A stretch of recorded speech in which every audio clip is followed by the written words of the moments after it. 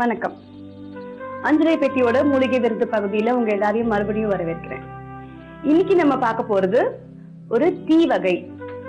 டீங்கிறது நமக்கு 3:30 மணி 4 மணி ஆச்சுன்னா அது ஒரு டீ டைம் மாதிரி தான் எல்லாருக்கும் கணக்கு இல்லையா? அந்த வகையில இன்னைக்கு நம்ம மூலிகை டீ பார்க்க போறோம்.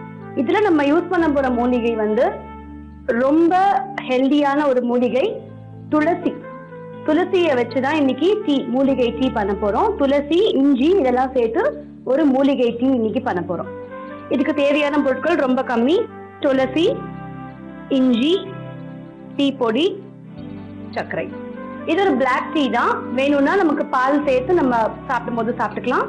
பட் இது பிளாக் டீயா தான் இன்னைக்கு நம்ம செய்ய போறோம்.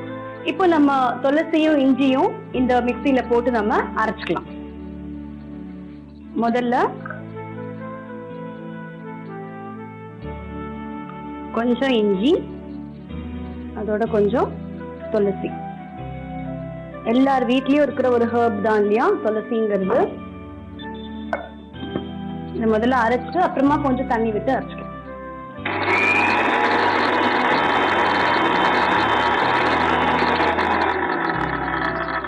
இப்ப இதை நம்ம அரைச்சாச்சு. இது இப்படியே இருக்கட்டும். இப்ப நம்ம இங்க டீக்கு தேவையானதை கொதிக்க விட்டுக்கலாம். அடுப்பை பற்ற வச்சுட்டு தேவையான அளவு தண்ணி விட்டு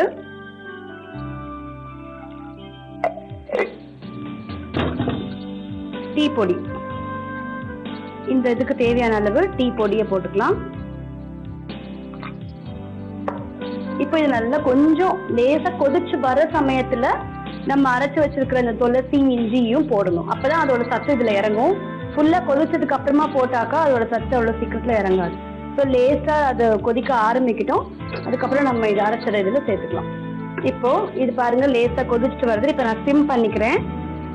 சிம் பண்ணிட்டு நம்ம அரைச்சு வச்சிருக்கிற இந்த துளசி, இஞ்சி இதை இதுல சேர்க்கிறோம். துளசியோட அந்த மனம், இஞ்சியோட அந்த சாறு எல்லாம் இந்த டீ தண்ணில இறங்கிடும்.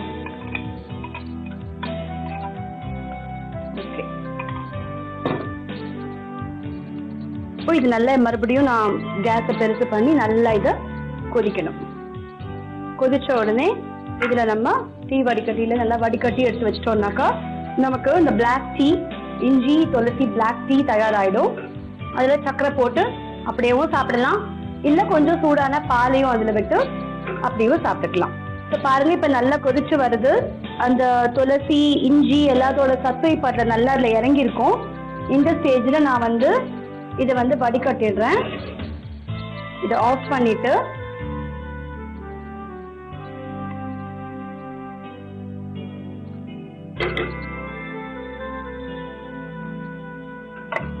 இப்போ இந்த பிளாக் டீ இங்க தயாரா இருக்கு.